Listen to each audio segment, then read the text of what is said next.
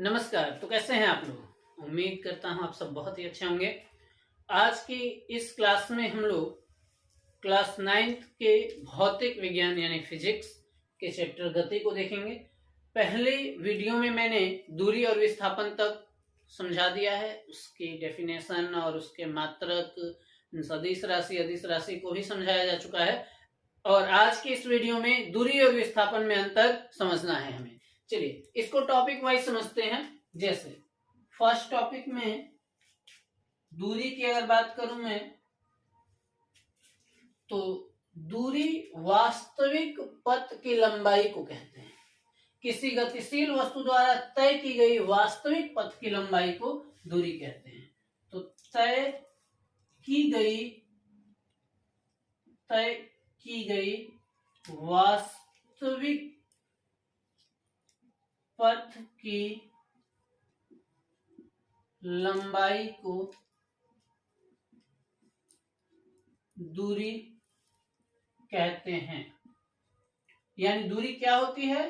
तो किसी गतिशील वस्तु द्वारा तय की गई वास्तविक पथ की लंबाई होती है, जबकि विस्थापन वास्तविक पथ पर नहीं, केवल प्रारंभिक और अंतिम बिंदुओं पर यानी प्रारंभिक और अंतिम स्थितियों पर निर्भर करती है।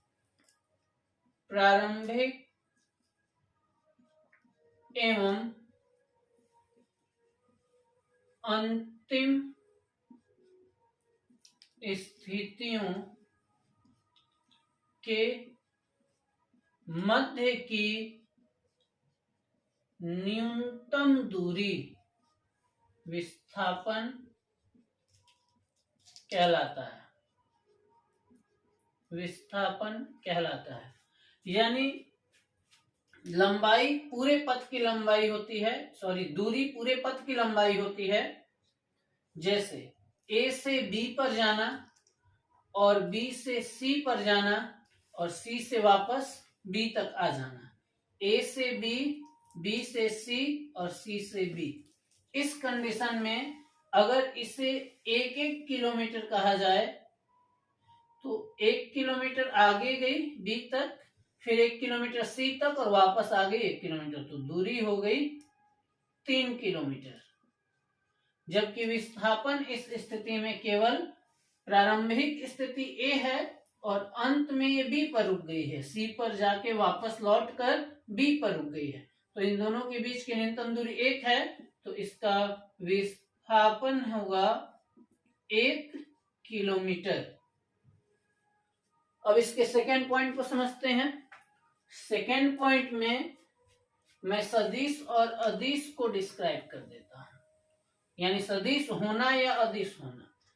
तो सेकेंड में ध्यान रहे, दूरी एक अदिश राशि है, इसके पास दिशा नहीं होती है, इसलिए वीडियो में अदिश राशि सदिश राशि को हमने समझा है।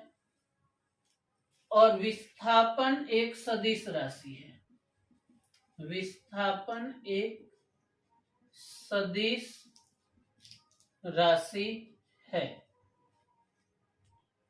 थर्ड पॉइंट में समझते हैं, दूरी सदैव धनात्मक होती है, दूरी सदैव धनात्मक होती है, जबकि विस्थापन धनात्मक,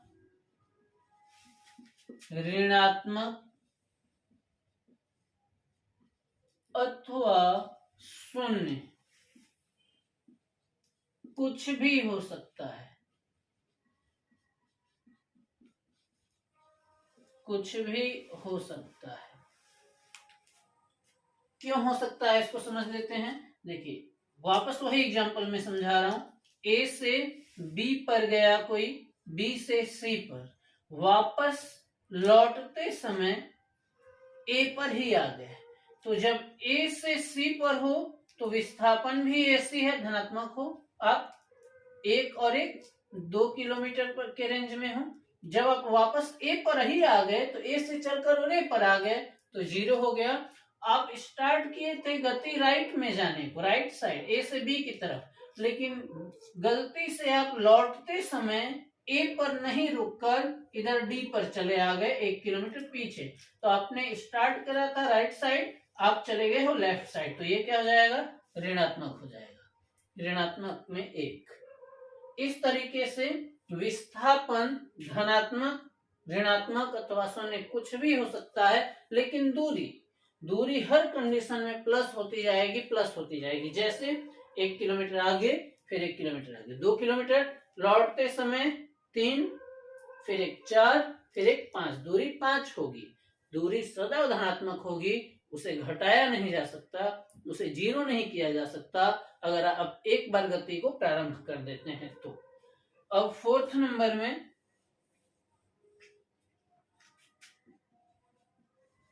दूरी में केवल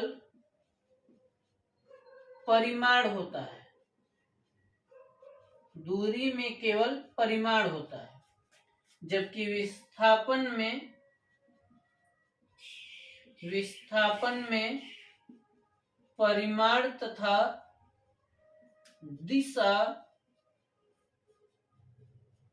दोनों होता है,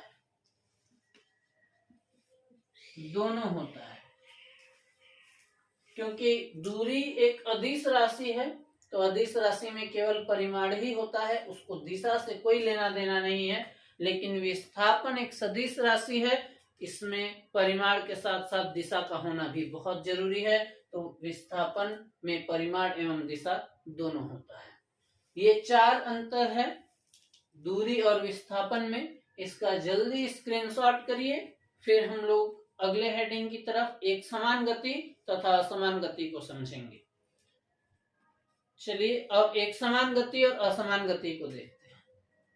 चलिए अब हम एक समान गति और असमान गति को समझते हैं। तो पहला टॉपिक एक समान गति। एक समान गति, देखिए मान लीजिए कि कोई वस्तु बिंदु ए पर है और ये वस्तु बिना दिशा को बदले समान समय अंतरालों में समान दूरियां तय करती है। जैसे 2 मिनट टाइम लेती है और 500 मीटर की दूरी तय करती है।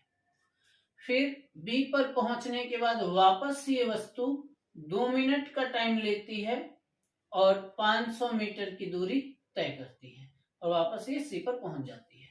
तो ये वस्तु प्रत्येक 2 मिनट में 500 मीटर की समान दूरी तय कर रही है। यानी यदि कोई गतिशील वस्तु समान समय अंतरालों में एक ही दिशा में समान दूरियां तय करती है तो वस्तु की गति एक समान गति कहलाती है।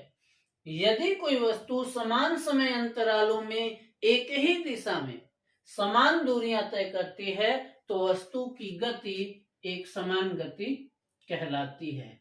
जैसे सूर्य के चारों ओर पृथ्वी की गति। सूर्य के चारों तरफ पृथ्वी समान समय अंतरालों में समान चक्र लगाती है, यानी एक चक्र पूरा करती है। एक वर्ष में एक चक्र, फिर अगले एक वर्ष में एक चक्र पूरा करती है, तो वो समान समय अंतरालों में समान दूरियां हो गई।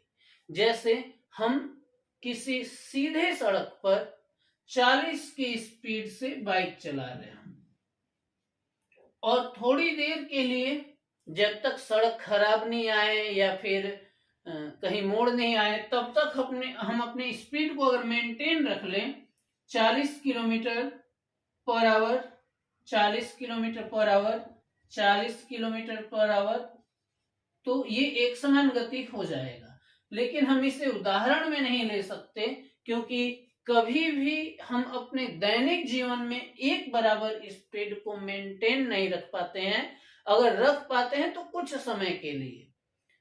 यहाँ पर ध्यान हमें यही देना है कि कोई वस्तु समान समय अंतरालों में समान दूरियां तय करे और दिशा को बिना परिवर्तित किए।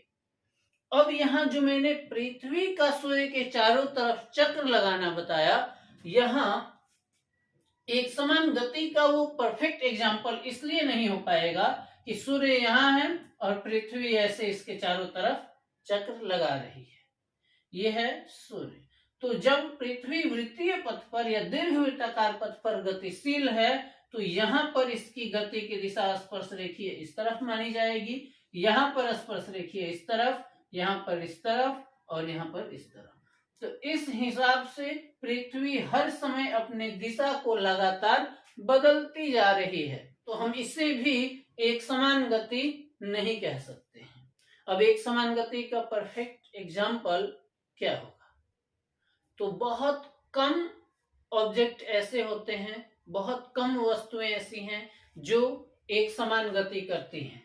अब हमें इसमें कोई भी एक वस्तु को कहना पड़ेगा कि माना कोई वस्तु A समान समय अंतराल 20 सेकेंड में समान दूरियां 5 मीटर तय कर रही है। इस समय वस्तु की गति एक समान गति कहलाएगी, क्योंकि स्वतंत्रता पूर्वक जो पिंड नीचे गिरता है ऊपर से वो भी एक समान नहीं होता। जैसे जैसे समय बीतता जाता है उस वस्तु का वेग बढ़ता जाता है, इस वजह से हम उसे भी एक समान नहीं कह सकते। हम कुछ देर के लिए एक समान चाल से चल सकते हैं, एक समान चाल से दौड़ सकते हैं, साइकिल चला सकते हैं, बाइक या कार चला सकते हैं। तो हमें यही उदाहरण में लिखना है कि यदि कोई वस्तु 20 सेकेंड में 5 मीटर की दूरी तय करती है तथा पुनः अगले 20 सेकेंड में 5 मीटर की ही दूरी तय करती है, तो वस्तु की गति एक समान गति है। अब हम समझते हैं असमान गति को। सेकेंड टॉपिक हो जाएगा असमान गति। असमान गति में